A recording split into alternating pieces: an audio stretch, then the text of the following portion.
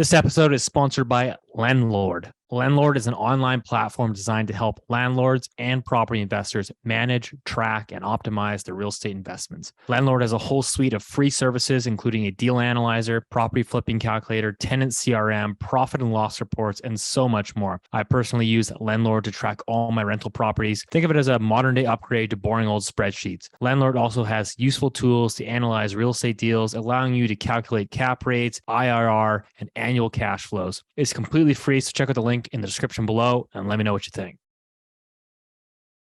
Hey, Steve Saretsky here. Welcome back to the show. Lots to touch on this week. We've got some update on the national housing figures. We've got national rental market data. We've got some hotter than expected inflation data. We've got some big calls from one of the largest Canadian banks. I'm going to put all those pieces together for you in this week's video. But we have to start this week's off with the national housing statistics. You know that I've been talking about it on this channel quite a bit for the last number of months, is the re-acceleration of home prices. The housing market ultimately sort of bottomed, at least from a sentiment perspective, in the fall of last year, as rates were going up 50, 75, 100 basis points at a time.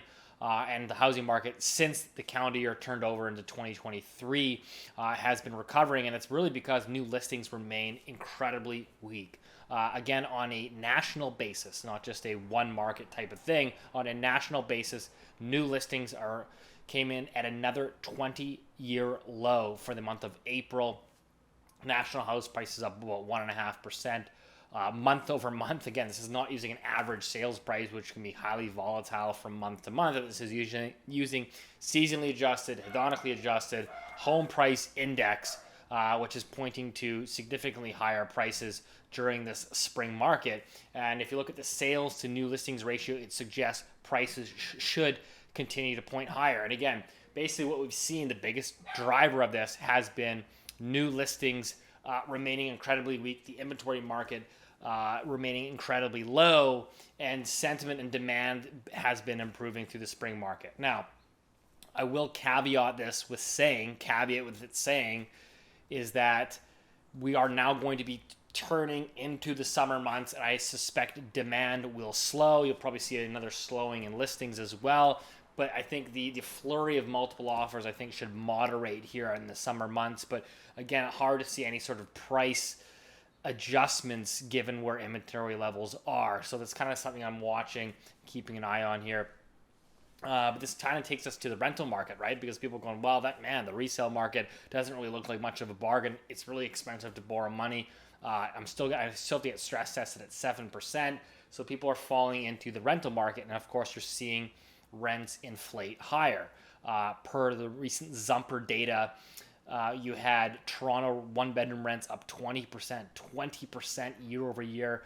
Vancouver rents up 18% year over year. Calgary rents up over 40% year over year. So these are mind-boggling numbers. Part of this is late cycle dynamics, which is at the end of the business cycle. Again, before you go into recession, you tend to get wage inflation because the labor market becomes really tight. You tend to get that wage inflation. Wage inflation ultimately passes through into rental inflation, because as a landlord, you can go ahead and try to raise the rent, but if tenants have options and availability, they will simply look elsewhere. And so you have to be able to pass on those rents. And so that tells me, again, when you look at the national housing data, you've got the national vacancy rate sub 2%.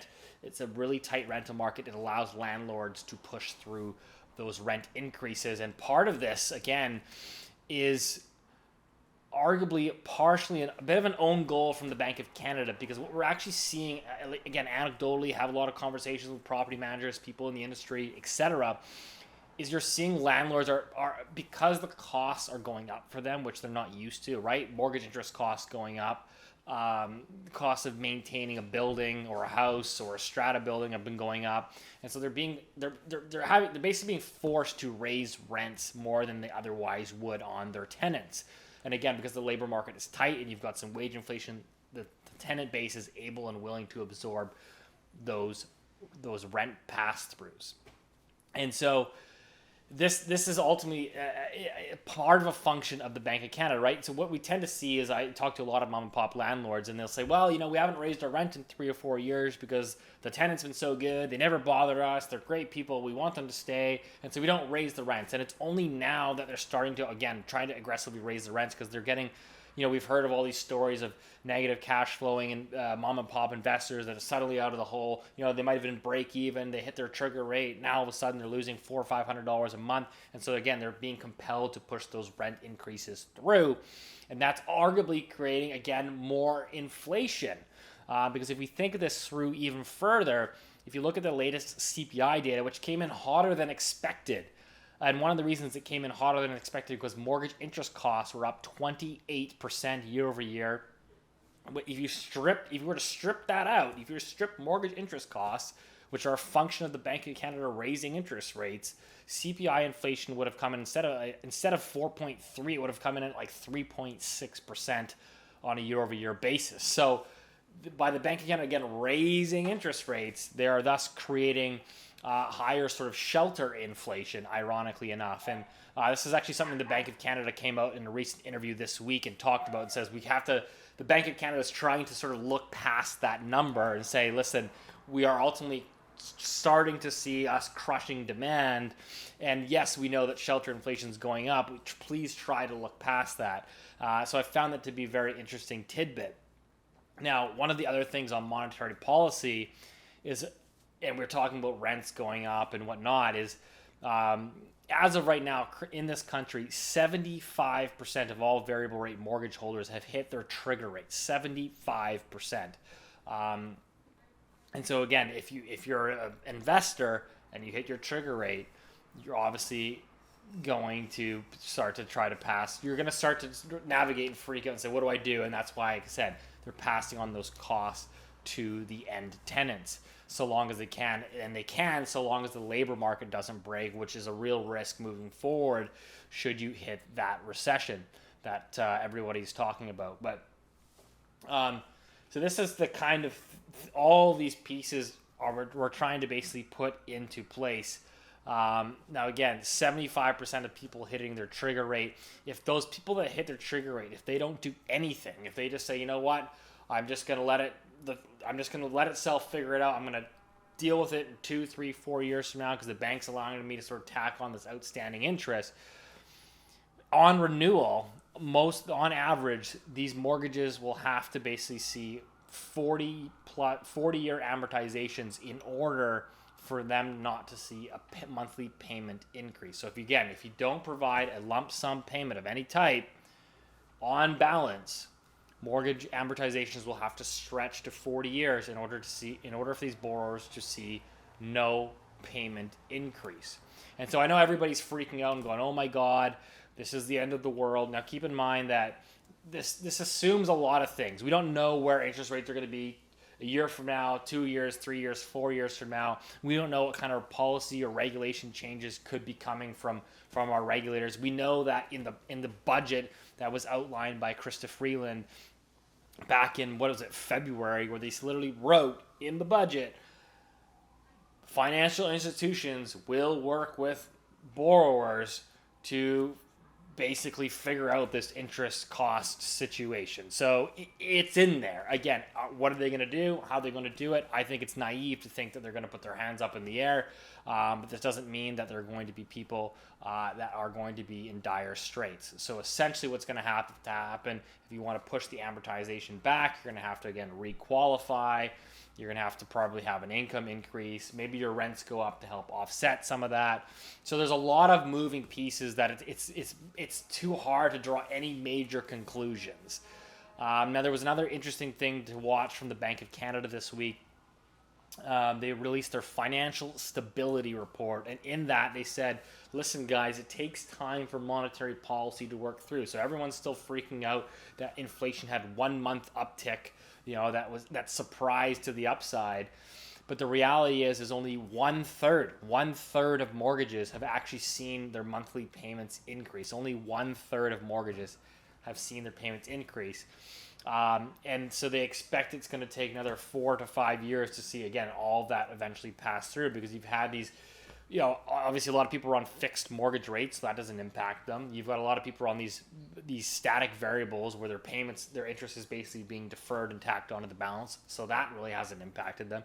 And then you've got roughly 35%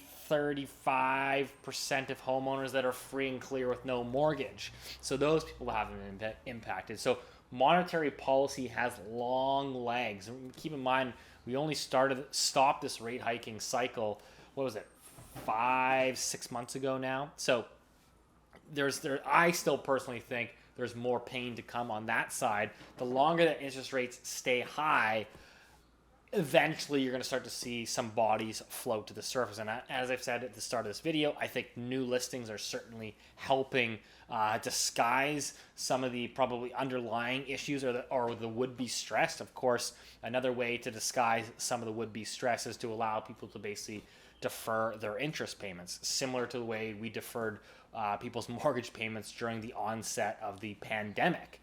And so there are still a lot of risks out there. There's still a lot of vulnerabilities. Clearly, the Bank of Canada has flagged them, and I think it's important to flag them to you. So as we move forward, like I said, market's really tight right now. You're going to go into the summer months. It's going to remain tight over the next 2, 3, 4 months, given where inventory is. As we push further out, and as we look at the clouds of a potential recession incoming, as you start to see that maybe rates stay higher for longer, the real risks I think start to accumulate, because we're going to have to deal with some of these interest that's being deferred, and more and more people obviously seeing their monthly payments increase. So those are the kind of things that I'm watching. Interestingly enough, Scotiabank, which has always been the most bullish on interest rate hikes, they are now officially calling for a rate hike. They are the only Canadian bank, but they are calling for a rate hike from the Bank of Canada at their next meeting in June. So a bold prediction from Scotia. That's not my prediction, but I've been wrong on rates before. I think Scotia's been wrong before. They'll probably be wrong in this one, in my view. But it is something worth watching, because I think it's another risk that should you get that 25 beeps in June, that could start to change sentiment in the housing market once again, which is arguably needed, I think, after the run-up that we've seen during the spring market. So hope that helped. And as always, we'll see you next week.